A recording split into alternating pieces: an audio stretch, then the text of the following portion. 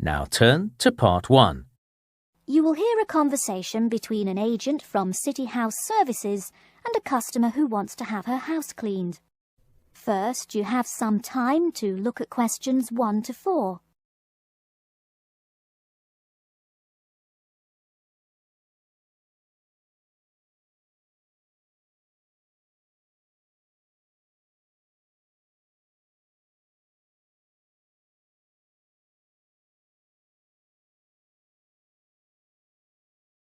You will see that there is an example which has been done for you. On this occasion only, the conversation relating to this will be played first. Good morning, City Health Services. How may I help you? Good morning. I'd like to arrange to have my house cleaned. Certainly. I just need to ask a few questions. First, could I take your name? Yes, it's Barbara Hill. The woman says that she is Barbara Hill, so Barbara Hill has been written in the space. Now we shall begin. You should answer the questions as you listen, because you will not hear the recording a second time. Listen carefully and answer questions 1 to 4. Good morning, City Health Services. How may I help you? Good morning. I'd like to arrange to have my house cleaned. Certainly. I just need to ask a few questions. First, could I take your name? Yes, it's Barbara Hill. Thank you. Next, is your house in London? Yes, it's in Kingston in southwest London.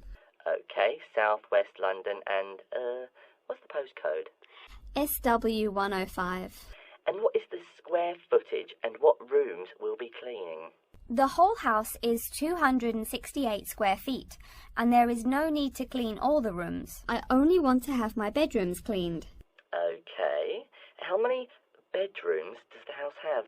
3 bedrooms. Oh no, sorry, we used to have 3 bedrooms, but we only have 2 bedrooms now. Are those single bedrooms or doubles? Doubles. Fine, 2 doubles. There's one more room which needs cleaning. It was used as a bedroom before, and now we have converted it into an office. I understand. 3 rooms have got to be cleaned. And are all of those rooms upstairs?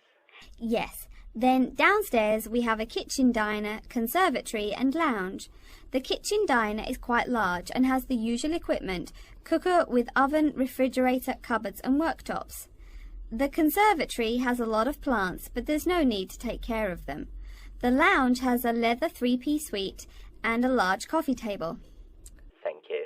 And do you keep any pets? Yeah, I really love keeping them. I've got 2 dogs and 3 cats. Okay, then if our staff come over to offer the service, please take your pets away. Have you looked at our service packages? Yes, I have one in front of me. Excellent. Before you hear the rest of the conversation, you have some time to look at questions 5 to 10.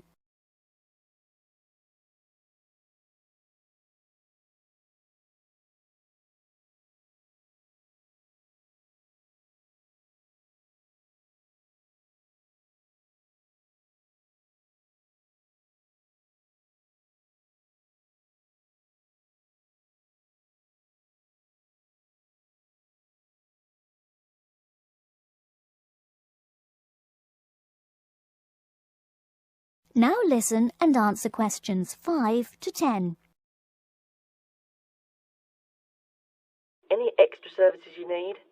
Switching bed linen, work in the garden, clean the glass in the conservatory, that kind of thing?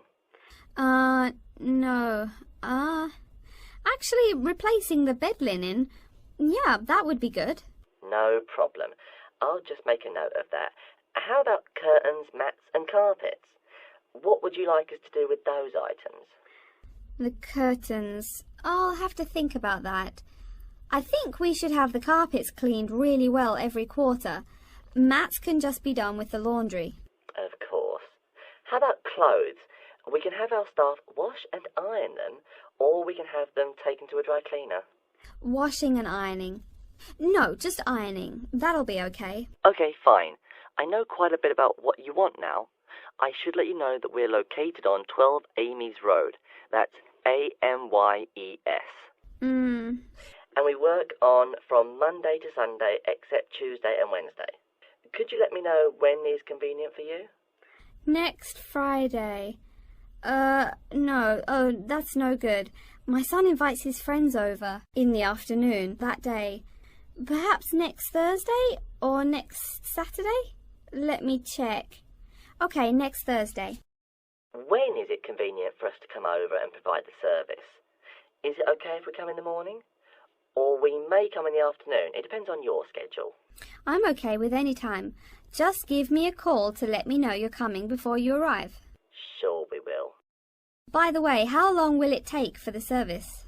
We usually work 1 to 3 hours for house cleaning, and the work will take 3 hours at most. And of course, if it takes more than 3 hours, you should pay extra for it. Fine. So, let me just do some calculations.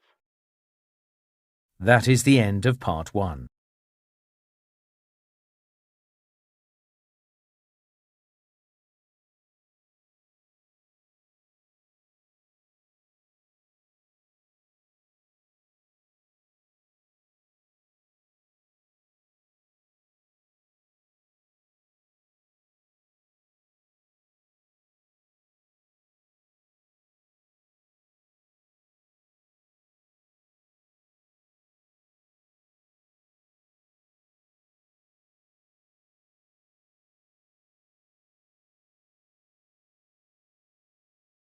Part 2.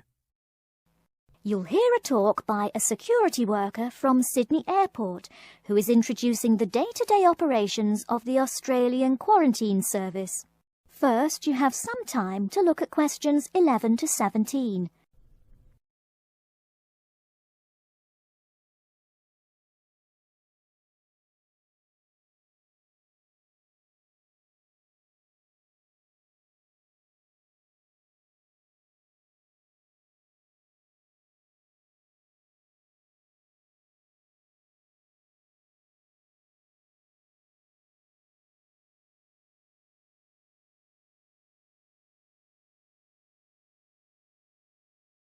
Now, listen carefully and answer questions 11 to 17.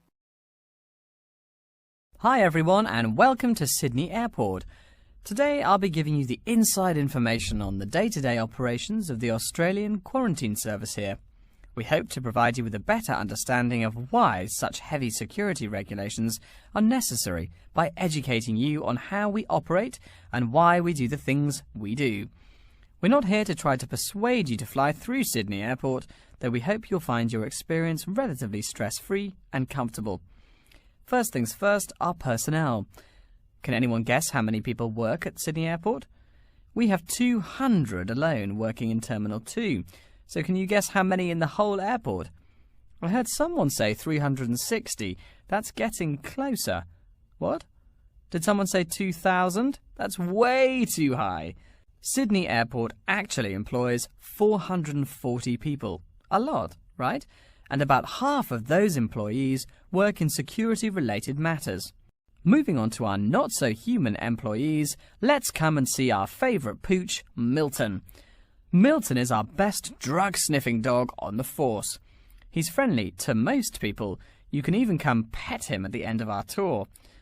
Burnouts, beware though. He'll find everything. Notice that even though there are so many of us around him, Milton stays quite calm. This is the precise reason he was chosen for the job. Dogs that are chosen are not predisposed to sniff out different narcotics. That's something we teach them already. So here's a part of the airport most people never notice, the cargo transport terminal.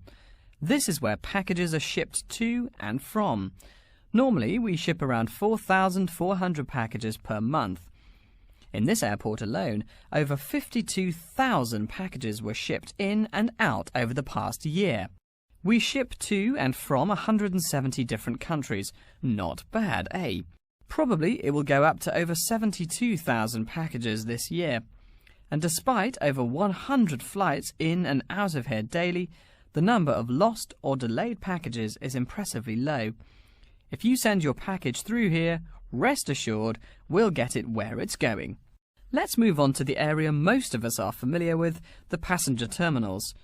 In order to be allowed into this area, you must pass through security with your ticket and, if you're travelling internationally, your passport. If you're travelling domestically, you just need a legal form of ID.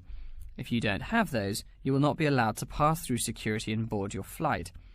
During the security scan, your carry-on items will be checked for dangerous items such as weapons, sharp objects, and liquids that exceed our specified limit. If you attempt to pass any of the prohibited items on this list posted at the entrance, you are still allowed to board the plane, but you'll be given a warning and your item will be confiscated.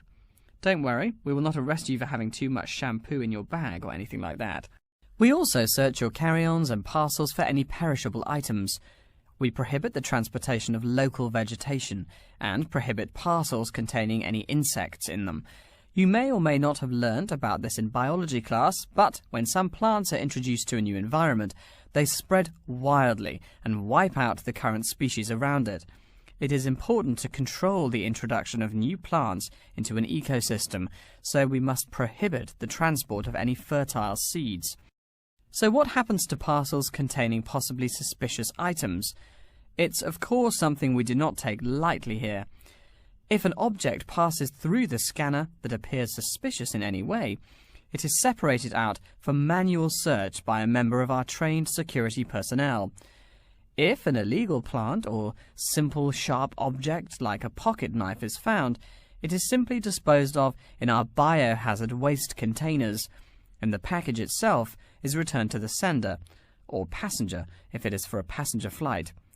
More serious weapons are reported to higher authorities for investigation. Before you hear the rest of the talk, you have some time to look at questions 18 to 20.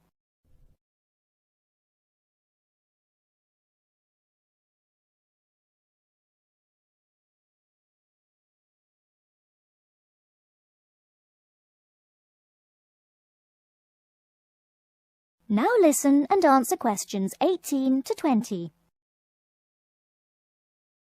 As far as parcel security, the material of the parcel is important. For shipped goods, the most common material used and the most widely accepted is paper. Make sure it is packed sturdy enough with no rips or tears. We've definitely had packages rip open before due to haphazard packing. A more common problem, though, is the package labels. When an item does not make it to the right place, this is the most common reason. The label may not be in the right place or marked clearly enough. If you're receiving any items from abroad that must be declared, please remember our guidelines in order to ensure the timely delivery of your item. Make sure it is packed correctly, and we ask that you notify customs between 2 and 10 days within the item's scheduled arrival date. Okay, before we move on, are there any questions? That is the end of Part 2. You now have half a minute to check your answers to Part 2.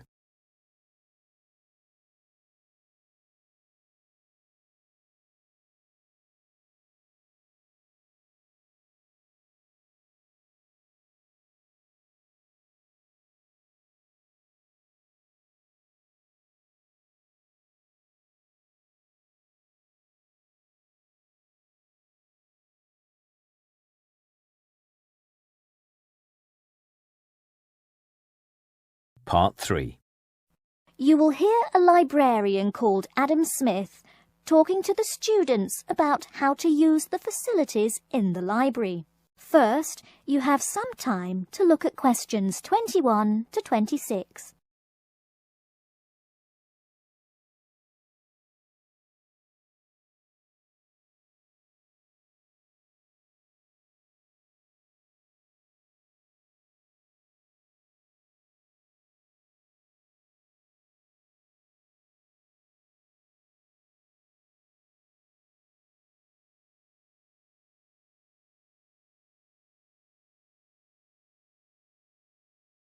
Now listen carefully and answer questions 21 to 26.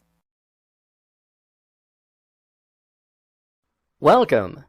Please come in and gather over here around the tables. My name is Adam Smith, and I'm the librarian here. I'll show you around today and explain how to use these facilities. Hopefully, when I'm done with it, you'll know the ropes. And please feel free to let me know of any questions or concerns that you may have. Now we're at the gate of the library. Upon entering into the door, you'll find that the restrooms are on your left-hand side, and opposite them is a photocopy room. Many of you are wondering about the check-in and check-out process.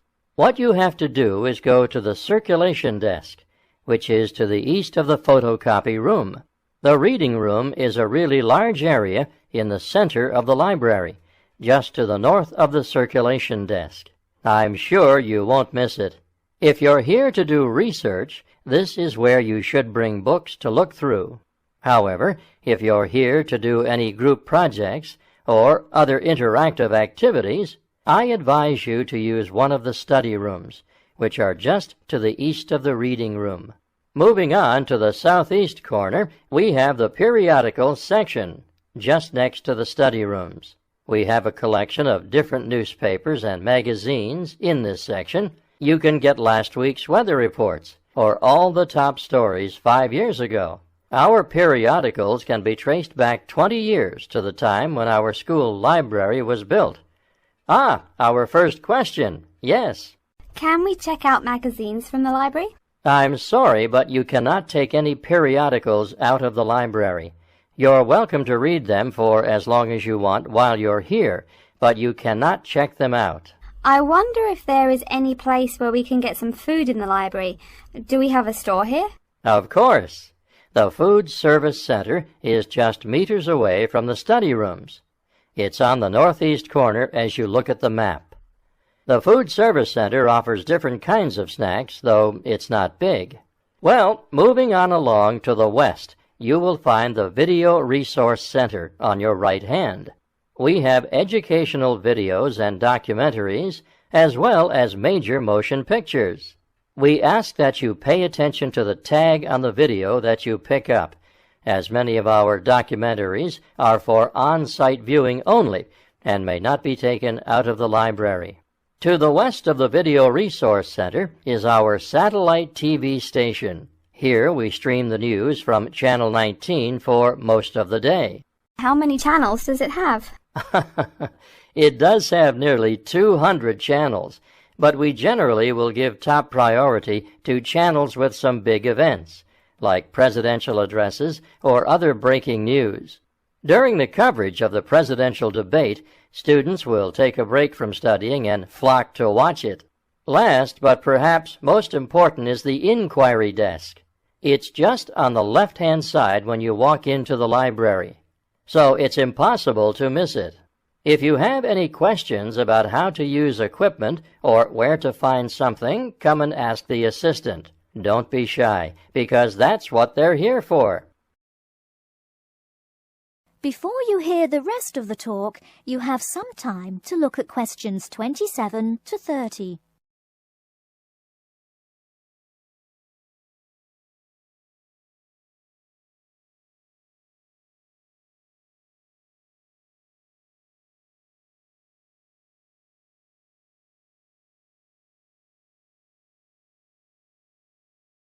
Now listen and answer questions 27 to 30. Speaking of questions, one of the questions we get asked is how to actually check out a book once a student has picked one out.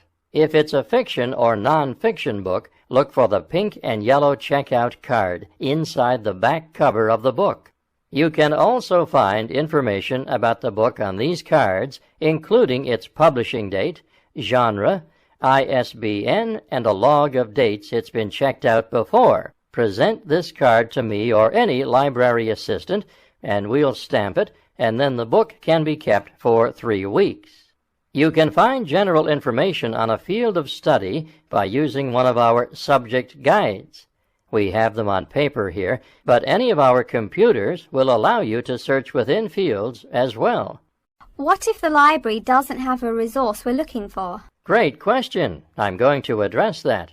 Our library is a network with a number of other universities in the area, so if there is something you're looking for and it's available somewhere in the area, we'll be able to get it for you.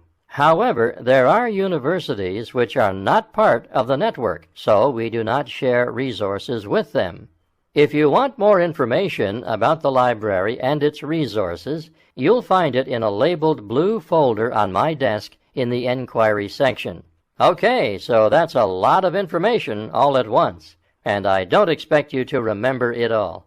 The most important thing is please be respectful of the staff, and if you need help with anything at all, come and ask me or one of the assistants. All right, any questions? That is the end of Part 3. You now have half a minute to check your answers to Part 3.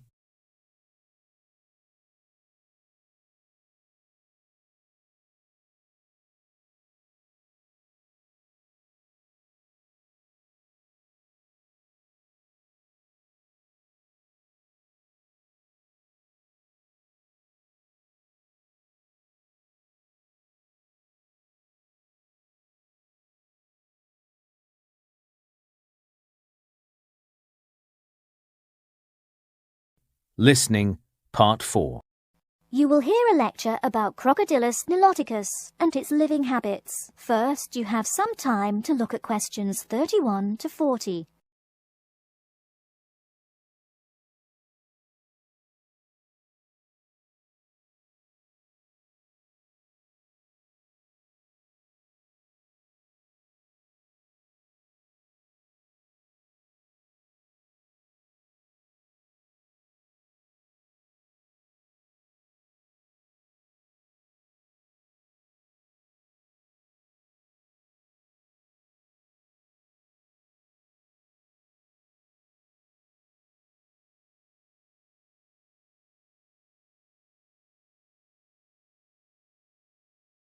Now, listen carefully and answer questions 31 to 40.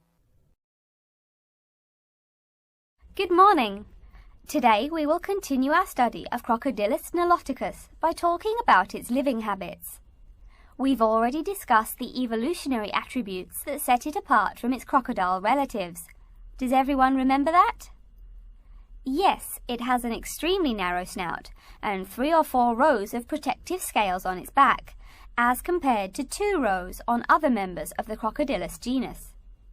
Let's take a look at how these carnivorous man-eaters live, where they live, and finally, whether they really deserve their vicious reputation. To start, I'd like to address a great question posed to me by a student during yesterday's office hours. We talked about the distribution of crocodiles in Africa and saw that they are highly concentrated in the south and west of the continent.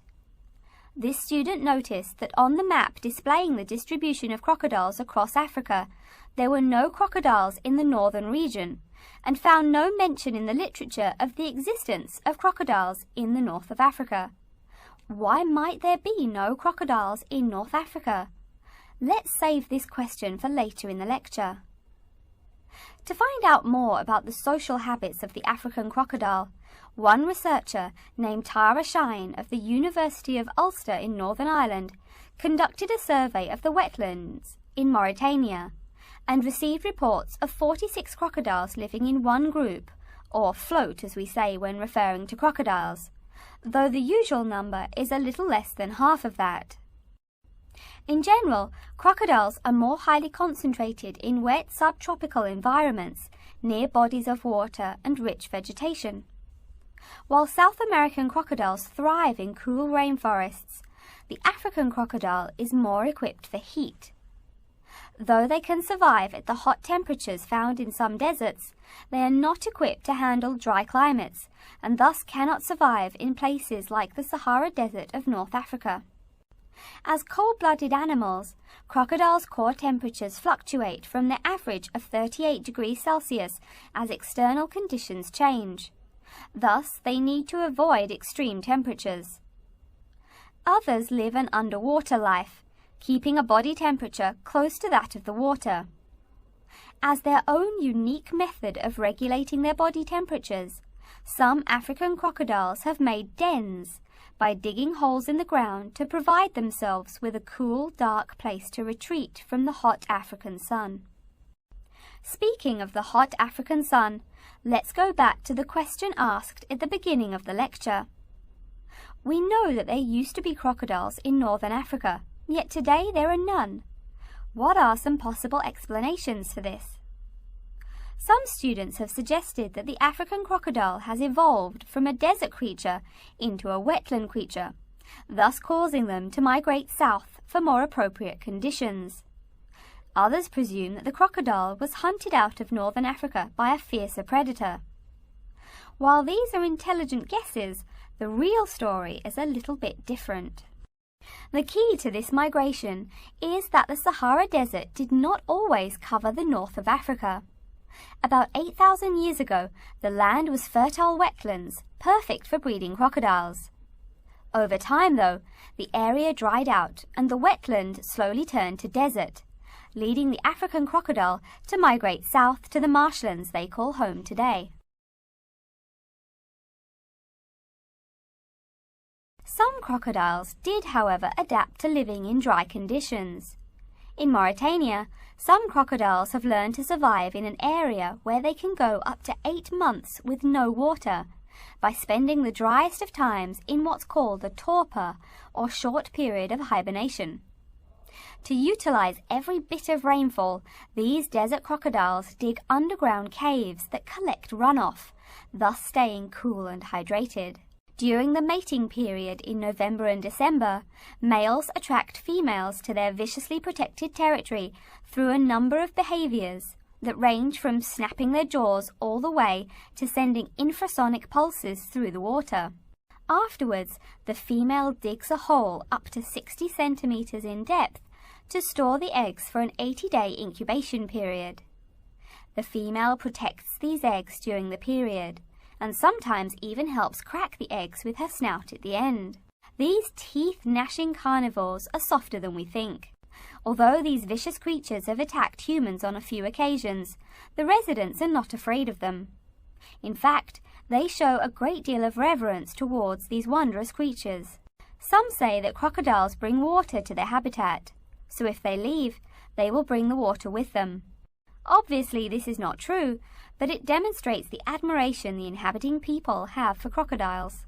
Generally, crocodiles do not predate on humans. They attack when humans populate the crocodile's habitat, instilling fear and uneasiness in the crocs. Like any other species, crocodiles are known to attack when feeling fear. There's still a lot more to be discovered about the African crocodile.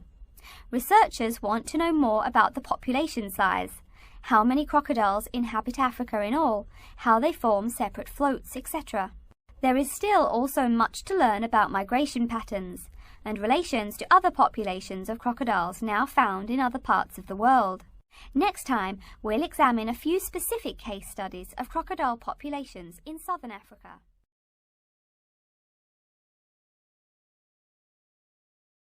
That is the end of Part 4. You now have 1 minute to check your answers to Part 4.